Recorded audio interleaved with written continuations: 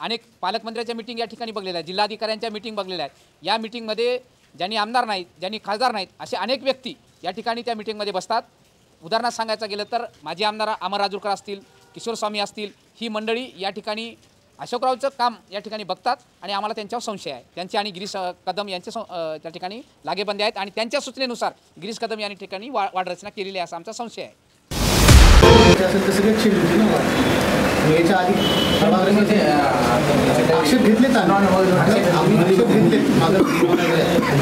आज जिल्हाधिकारी महोदयांना आम्ही नांदेड जिल्ह्यामध्ये जी महानगरपालिकेची प्रारूप यादी प्रसिद्ध करण्यात आली, वार्ड रचना जी केलेली आहे, ती वार्ड रचना अतिशय चुकीची केलेली आहे आणि काही राजकीय नेत्यांच्या मर्जीनुसार ती वार्ड रचना केलेली आहे। आपल्याकडे 20 प्रभाग आहेत, त्या 20 प्रभागापैकी 8 प्रभागामध्ये ही वार्ड रचना चेंज केलेली आहे त्यांनी। जर वार्ड रचना चेंजच झाली असती तर सर्व 20 प्रभागामध्ये ती चेंज व्हायला पाहिजे होती। म्हणून असे कोण अधिकारी आहेत जे चुकीच्या पद्धतीनं काही लोकांना समर्थन करण्यासाठी अशा प्रभाग रचना करतात, यांच्यावर म्हणजे यांची चौकशी करून यांच्यावर कारवाई करण्यासाठी आम्ही आज जिल्हाधिकारी महोदयांना निवेदन दिलेलं आहे। वार्ड रचनामध्ये बदल करायचा असेल तर सगळ्याच वार्डात बदल व्हायला पाहिजे होता, पण काही मोजक्या वार्डामध्ये ज्या भागामध्ये मुस्लिम विशेषतः एससी हे जे प्रभाग आहेत त्या प्रभागामध्ये त्या ठिकाणी तोडफोड करण्यात आलेली आहे। त्याबाबत आम्ही आज जिल्हाधिकाऱ्याला भेटून या ठिकाणी निवेदन दिलेलं आहे आणि गिरीश कदम यांची चौकशी करण्यात यावी अशी मागणीसुद्धा आज आम्ही वंचित बहुजन आघाडीच्या वतीने या ठिकाणी केलेली आहे। ज्यांची गेल्या अनेक वर्षापासून महानगरपालिकेमध्ये सत्ता आहे त्यांच्याबाबत आमचा संशय आहे। खरं तर आम्ही अनेक पालकमंत्र्यांच्या मीटिंग या ठिकाणी बघलेल्या आहेत, जिल्हाधिकाऱ्यांच्या मीटिंग बघलेल्या आहेत। या मीटिंगमध्ये ज्यांनी आमदार नाहीत, ज्यांनी खासदार नाहीत, असे अनेक व्यक्ती या ठिकाणी त्या मीटिंगमध्ये बसतात।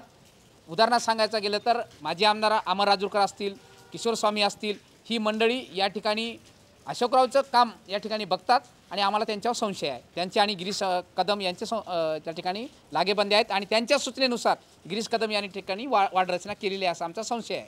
आज हम कलेक्टर साहब से मिले। असल में हमारा ये मानना है, हमने जिस दिन आक्षेप था उस दिन भी जो वार्ड रचना की समिति थी उनके पास भी हमने ऑब्जेक्शन दाखिल किया है कि अगर प्रभाग रचना हो रही है तो नांदेड़ के अंदर जैसे 20 वार्ड हैं, उन 20 वार्डों के अंदर अगर आपको कोई चेंजेस करने हैं तो 20 के 20 वार्डों में चेंजेस होने चाहिए थे। लेकिन महानगरपालिका के माध्यम से सिर्फ 8 प्रभागों के अंदर रचना चेंजेस हो रहे हैं और बाकी के 12 प्रभाग जैसे के वैसे रखे गए हैं। तो हमारा ये डिमांड है कि भाई 12 प्रभागों में आप चेंज नहीं कर रहे हो तो आप इसका किसको सियासी फ़ायदा पहुंचाना चाहते हैं, ये हमें समझ में नहीं आ रहा है। किसके इन्फ्लुएंस में, किसके दबाव में ये काम किया जा रहा है, ये हमारे समझ में नहीं आ रहा है। हम ये चाहते हैं कि अगर आपकी प्रभाग रचना हो रही है तो 1 नंबर से लेकर 20 नंबर तक आप काम कीजिए, उसके अंदर चेंजेस कीजिए। अगर आप ऐसा कर रहे हैं कि 7 नंबर के अंदर जहाँ से एससी बहुल इलाका है वहाँ से एससी चुनकर आने वाला है, तो आपने क्या किया, 8 नंबर के लोग एससी समाज के उठाकर 7 नंबर में ऐड कर दिए। तो इस तरह से जहाँ से एससी समाज का प्रतिनिधित्व तो चुनकर आने वाला है वहाँ से ही आएगा, 8 नंबर से जो चुनकर आता था वो नहीं आने वाला है। इस तरह से गाड़ीपुरा से लेकर जो ओल्ड सिटी का उन्होंने हाल किया, पूरे प्रभागों के अंदर उन्होंने वार्ड रचना में पूरा एवी फॉर्म को तोड़ा, क्लस्टर को तोड़ा,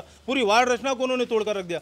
वंचित बहुजन आघाड़ी की ये डिमांड है कि आपको अगर निष्पक्ष चुनाव करवाने हैं तो आपको वार्ड रचना, प्रभाग रचना पूरी दुरुस्त करनी पड़ेगी। माइनॉरिटीज़ की सीटों को नहीं चुनकर आने देने की जो साजिश की जा रही है, उस साजिश के खिलाफ वंचित बहुजन आघाड़ी लड़ रही है और हमारा ये मुतालबा है, अगर प्रभाग रचना के अंदर दुरुस्ती नहीं हुई तो वंचित बहुजन आघाड़ी रास्ते पर उतरकर तीव्र आंदोलन करेगी। सोबत घेऊन त्यांच्या घरी जाऊन गिरीश कदम आणि त्यांच्या टीमने ज्या पद्धतीनं या पद्धतीचं ही वाढ रचना केली आहे त्यांचा आमचा संशय आहे आणि अशा प्रकारची मागणी अशा भ्रष्ट अधिकाऱ्यांची ज्यांची या ठिकाणी महानगरपालिकेमध्ये निवड आहे तीच चुकीची आहे। असं असताना हाताशी असलेले हे प्रस्थापित राजकारण्यांच्या हाताशी असणारे हे अधिकारी यांचे सीडीआर रिपोर्ट काढावेत, यांचे फुटेज त्या भागातले म्हणजे एका संविधानिक पदावर नसणाऱ्या माणसाच्या घरी एखादा अधिकारी किती वेळ जातो हे पहा, आम्हाला बघायचं आहे आणि आमच्याकडे ती अशा प्रकारची माहिती असण्याचा संशय आम्हाला आहे की हे जाणीवपूर्वक गिरीश कदम आणि त्यांच्या टीमनं अशोक चव्हाण यांच्या सांगण्यावरून या शहरामधल्या ज्या ठिकाणाहून अनुसूचित जातीची अल्पसंख्याक समाजाची चेहरे या ठिकाणी निवडून येतात त्यांची जाणीवपूर्वक या ठिकाणी त्यांनी विल्हेवाट लावलेली आहे, वाढ रचना तोडलेली आहे म्हणून आमचा आक्षेप आहे। याची चौकशी व्हावी आणि वाढ रचना जी आहे ते ज्या पद्धतीने पहिली वाढ रचना होती त्या पद्धतीने वाढ रचना राहावी अशी एक मागणी आम्ही आज वंचित बहुजन आघाडीच्या वतीने निवेदन देऊन केलेली आहे।